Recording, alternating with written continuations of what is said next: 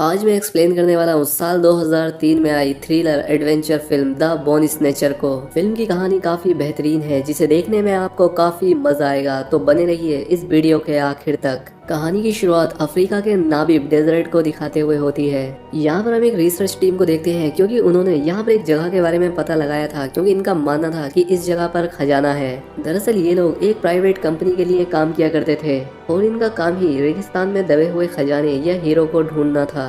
और इसीलिए ये तीनों उस जगह पर जाते हैं जहाँ पर इन्हें एक अंडे के आकार की बड़ी सी चट्टान मिलती है। जब पोल उस चट्टान पर हथौड़ा मारता है तो वो चट्टान टूट जाती है और उसमें से एक अजीब सा क्रीचर निकलकर इन तीनों को मार देता है। इसके बाद सीन चेंज होता है और हमें शहर में एक लैब को दिखाया जाता है जहाँ पर डॉक्टर जैक अपनी साथी साइंटिस्ट के साथ एक क्रू की मदद कर रहा था जो कि एक रूम में फंसे हुए थे और उस रूम का टेम्परेचर -100 डिग्री सेल्सियस पहुंचने वाला था, जिसे जैक अपनी सूझबूझ से कंट्रोल करके उस क्रू की जान बचा लेता है। अब इसके बाद जैक का बॉस उसके पास आता है और उससे फील्ड पर जाकर कुछ ढूंढने का एक काम देता है। इसके बाद हम अगले सीन में देखते हैं कि जैक उसी रेगिस्तान में पहुंच जाता है जिसे हमने मूवी की शुरुआत में देखा था। अब टैक्सी वाला जैक को उतार कर यहाँ से चला जाता है और यहाँ पर एक बूढ़ा आदमी अपनी एक छोटी सी दुकान लगाकर बैठा था। वो बूढ़ा उसे एक कोल्ड ड्रिंक कैन देता है। ये देखकर जैक काफी खुश हो जाता है कि चलो अच्छा है, इस बंजर रेगिस्तान में मुझे कुछ तो मिला।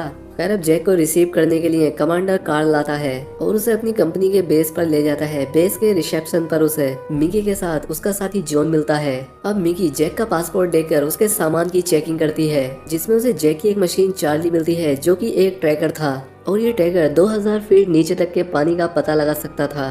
अब चेकिंग के दौरान ही कार्ल का एक साथी टाइटस भी आता है जिसके पास एक मरा हुआ सांप था। खैर अब जैक की एंट्री करने के लिए मिकी एक डायरी ढूंढती है जिसे कि जॉन अपनी पैंट में रख लेता है। अब उसकी इस बदतमीजी के लिए जैक जॉन को मारकर बेहोश कर देता है और मिकी उस डायरी को लेकर वहां से निकल जाती है। अब थोड़ी देर के बाद जैक और मिकी एक ट्रक से उन लोगों की तलाश में निकल जाते हैं जिन्हें कि हमने मूवी की शुरुआत में देखा था, जो कि डायमंड्स की खोज के लिए यहाँ आए थे। उन्होंने अपने ट्रक के ऊपर बहुत सारा फ्यूल कैरी करके रखा था क्योंकि उन्हें 1000 किलोमीटर तक भी भटकना पड़ सकता था। कार्ल भी अपनी फर्स्ट एड किट और अपनी गन को ट्रक में लोड कर लेता है। इसके बाद हम यहाँ पर दो और नए कैरेक्टर से मिलते हैं, जिसमें लड़की का नाम मैग्डा और लड़के का नाम कर्ट था और ये दोनों इस ट्रक के ड्राइवर थे। सफर तय करने से पहले एक बूढ़ा आदमी टाइटस को हड्डी का बना एक लॉकेट देता है जिस पर एक भयानक खोपड़ी का डिजाइन था।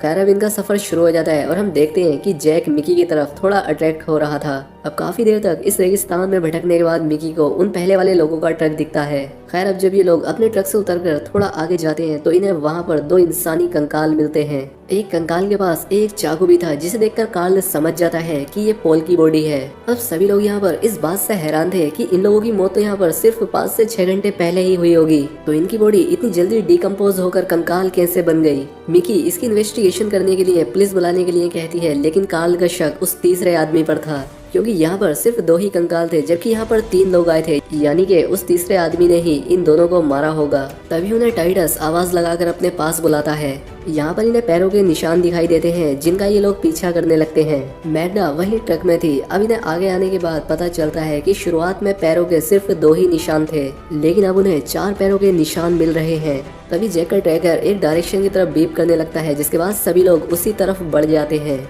ये लोग एक शमशान जैसी जगह पर पहुंच जाते हैं जिसे देखकर लग रहा था कि शायद यहाँ पर ब्लैक मैजिक होता होगा। टाइटस जैक को यहाँ की किसी भी चीज को छूने से मना करता है और टाइटस को जैसा लॉकेट उस बूढ़े आदमी ने दिया था वैसा ही स्कल यहाँ की हड्डियों पर बना था। खैर अब कर्ट उनके पास ट्रक लेकर पहुंच जाता है और ये सभी लोग ट्रक में सवार होकर अपने बेस पर जाकर एक फोरेंसिक टीम को यहाँ पर भेजने के बारे में सोचते हैं। तभी ने रास्ते में एक कंकाल मिलता है, यानी कि वो तीसरा आदमी भी मर चुका था जिस पर कार्ल को शक था। कार्ल बहुत ज्यादा परेशान हो रहा था क्योंकि किसी ने उनके साथियों को बहुत ही बेरहमी से मार दिया था। कार्ल मैग्डा से कहता है कि हमें उस किलर को खोजना होगा जिसने ऐसा किया, लेकिन मैग्डा उससे मना कर देती है क्योंकि रात होने वाली थी और अब इन्हें रात यहीं पर गुजारनी पड़ती है। जैक को अपने साथ हुए इंसिडेंट याद आते हैं कि वो कैसे ना चाहते हुए भी यहाँ पर आ गया, लेकिन इस सब के बीच भी उसके साथ एक चीज अच्छी हुई कि वो मिकी से मिल पाया। इसके बाद वो रेत पर स्केटिंग करता है जिसे मिकी देख रही थी। इसके बाद मिकी जैक की मशीन को उसके पास लाती है क्योंकि वो बहुत देर से बीप कर रही थी, जिसका मतलब था कि कोई ना कोई इस वीरान रेगिस्तान में इनके आसपास ही है।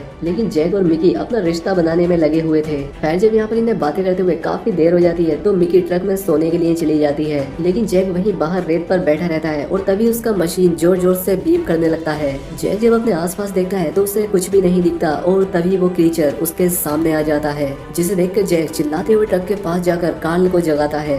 कार्ल जब चारों तरफ अपनी टॉर्च जलाकर देखता है तो उसे कुछ भी नजर नहीं आता। वो जैक से कहता है कि देखो, तुम अफ्रीका में हो, तुमने जरूर कोई जानवर देखा होगा, यहाँ पर अक्सर ऐसा होता रहता है। तभी मिकी उन्हें बताती है कि हमारे साथियों के कंकाल गायब हैं। कार्ल को लगता है कि ये जरूर जैक ने किया होगा, लेकिन जैक उस पर गुस्सा करते हुए बोलता है कि तुम्हें भी पता है कि यहाँ पर कुछ अजीब चल रहा है, और वैसे भी मैं उन हड्डियों का क्या करूँगा। इसके बाद टाइटस उन्हें क्यूलो के बारे में बताता है, जो कि एक क्वीन थी और वो अपनी प्रजाति की पहली और आखिरी जीव है जो कि डायनासोर से भी पहले से है, और वो सिर्फ दूसरी चीजों का शिकार करती है, वो सिर्फ हड्डियों को ही छोड़ती है। लेकिन ये सारी बातें कार्ल को बकवास लगती है। खैर, अब थोड़ी देर के बाद कर्ट और जैक को मशीन से फिर से बीप करने की आवाजें आती हैं, तो कार्ल मैग्डा को ट्रक उसी डायरेक्शन में ले जाने के लिए बोलता है, लेकिन मैग्डा उसे सुबह होने के लिए कहती है। खैर, अब जैसे ही सुबह होती है ये सभी लोग उस चीज के पैरों के निशानों का पीछा करते हुए आगे बढ़ते हैं। अब एक जगह आने के बाद ये सभी लोग चारों तरफ उस क्रीचर को ढूंढने लगते हैं। वो क्रीचर उन्हें एक जगह पर दिख जाता है और कार्ल उसे अपनी गन से शूट कर देता है और गोली लगते ही वो क्रीचर राख की तरह बिखर जाता है। जब ये लोग उस जगह पर जाकर देखते हैं तो इन्हें वहाँ पर कुछ भी नहीं मिलता। कार्ल भी ये देखकर काफी हैरान था। यहाँ पर इन्हें अपने साथियों की गायब हुई हड्डियाँ मिलती हैं, जिसे कि कर्ट ट्रक में रख देता है। खैर, जब ये लोग वहाँ से निकलने का फैसला करके जैसे ही ट्रक स्टार्ट करते हैं तो ट्रक में शॉर्ट सर्किट हो जाता है, जिसकी वजह से उसमें आग लग जाती है, जिसे मैग्डा बुझा देती है। लेकिन कर्ट बताता है कि अब मुझे इस ट्रक को संभालने में महीनों लग जाएंगे। अब ये सभी लोग अपना रास्ता भटक चुके थे और मिकी के रेडियो चेक करने पर इन्हें सिग्नल भी नहीं मिलता। अब ये सभी लोग यहीं पर रुकने का फैसला करते हैं। उनके पास से एक प्लेन भी गुजरता है, लेकिन उसका ध्यान इन लोगों पर नहीं जाता। मैग्डा इन लोगों को समझाती है कि देखो, हमारे पास काफी पानी और खाना है, इसलिए तुम लोगों को ज्यादा परेशान होने की जरूरत नहीं है। अब इन लोगों को यहाँ पर रहते हुए काफी दिन बीत गए थे। अब एक दिन कर्ट टाइटस को रखवाली करने के लिए जगाकर खुद अपने स्लीपिंग बैग में सोने के लिए चला जाता है। तभी यहाँ पर टाइटस को किसी के होने का एहसास होता है और वो क्रीचर कर्ट के पास जा रहा था। इसके बाद जब टाइटस कर्ट को जगाने के लिए जाता है तो वो देखता है कि कर्ट के चेहरे का एक साइड का मांस पूरी तरह से गायब हो चुका है। इसके बाद वो आवाज देकर कार्ल और अपने बाकी साथियों को बुलाता है, लेकिन उनके आने से पहले ही वो क्रीचर जो कि छोटे पार्टिकल्स में बदल गए थे,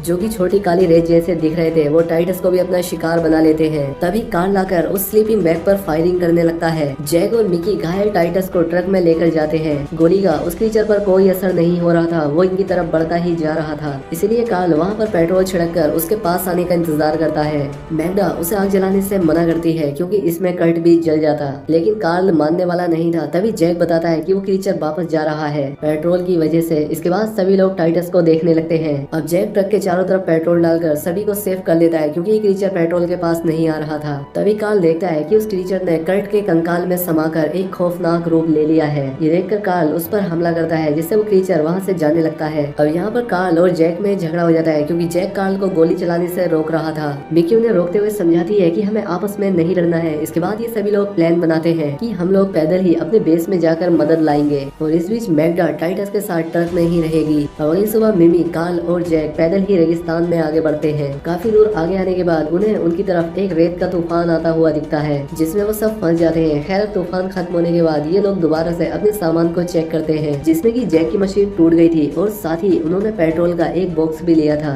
जिसका ज्यादातर पेट्रोल रेत में ही गिर गया था। खैर, अब इन्हें चलते चलते रात हो जाती है और वही जगह पर रुकने का फैसला करके अपनी चारों तरफ पेट्रोल डालकर उसके बीच में बैठ जाते हैं। ये तीनों यहाँ पर एक दूसरे का हाथ पकड़ के बैठे ही थे कि तभी वो क्रीचर मैग्डा के कंकाल में यहाँ पर आता है। उसने अपने चेहरे की जगह मैग्डा का फेस लगा रखा था। पेट्रोल की वजह से वो घेरे के अंदर तो नहीं आ पाता, तो इसीलिए वो यहाँ से चला जाता है। अब आगे बढ़ने के बाद इन्हें अपने दोस्तों का वही ट्रक मिलता है जिसे लेकर वो उस अंडे के पास आए थे। अब इसीलिए ये लोग सबसे पहले अपने लिए मदद बुलाते हैं और इसके बाद जैक के पीछे ये दोनों भी उस अंडे में चले जाते हैं। अंदर आकर जैक समझ जाता है कि ये जगह उसी क्वीन क्रीचर की है और ये चींटियों की प्रजाति का ही एक विकसित रूप है। अब इनका साथी जॉन भी इनके पास तक पहुँच गया था। वो ऊपर अपने दोस्तों की डेड बॉडीज को देखता है। इधर ये तीनों भी समझ गए थे कि टाइटस की बातें एकदम सही थी। अब जॉन भी उनके पास तक पहुंच जाता है और उन्हें गन पॉइंट पर लेकर उनसे बाकी साथियों के बारे में पता करता है। अब ये लोग जॉन को सारी सच्चाई बताते हैं, लेकिन उसे यकीन नहीं आता। उसे लगता है कि इन्होंने डायमंड लेकर अपने बाकी साथियों को मार दिया, इसलिए वो इन तीनों को हथकड़ी पहनाकर अपने बेस की तरफ बढ़ता है।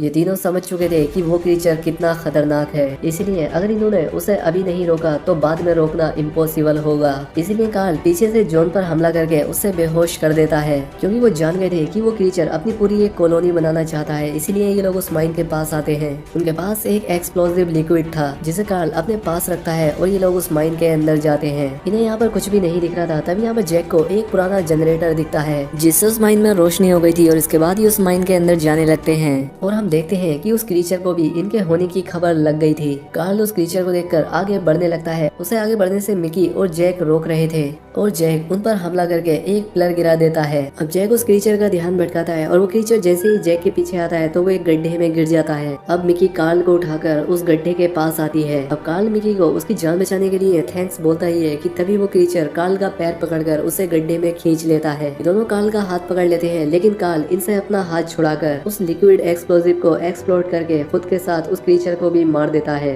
अब जैक और मिमी विस्फोट से बचते हुए माइन के एक दूसरे हिस्से में आ जाते हैं जहाँ पर उन्हें रानी की कोकुन जैसी कोई चीज दिखती है। अब इस जगह पर वो क्रीचर आकर इस जगह को चारों तरफ से घेर लेता है। अब यहाँ पर जैक ये बात समझ जाता है कि ये कोकुन ही इन सभी क्रीचर को कंट्रोल करता है और इसीलिए जैक अपने दोस्तों को याद करते हुए उस कोकुन में चाकू मार देता है जिससे वो सभी क्रीचर मर जाते हैं। और अब ये माइन भी कोलैप्स होने लगती है और माइन के कोलैप्स होने से पहले ही ये दोनों सही सलामत बाहर आ जाते हैं। बाहर आकर ये दोनों देखते हैं कि उन क्रीचर ने जॉन को भी मार दिया था और ये उस बीच हुआ जब ये लोग माइन के अंदर थे। अब मूवी के आखिर में हम जैक और मिकी को टैक्सी का इंतजार करते हुए देखते हैं क्योंकि अब मिकी का काम यहाँ पर पूरा हो चुका था। अब जैक मिकी का सामान गाड़ी में रखकर उसे गाड़ी में बैठा देता है और तभी हम देखते हैं कि मिकी के सामान में रानी का एक कोकुन था और इसी सस्पेंस के साथ ये मूवी यहाँ पर खत्म हो जाती है। तो दोस्तों ऐसी ही और वीडियो के लिए वीडियो को लाइक और चैनल को सब्सक्राइब करें। मिलते हैं हमारी अगली वीडियो में।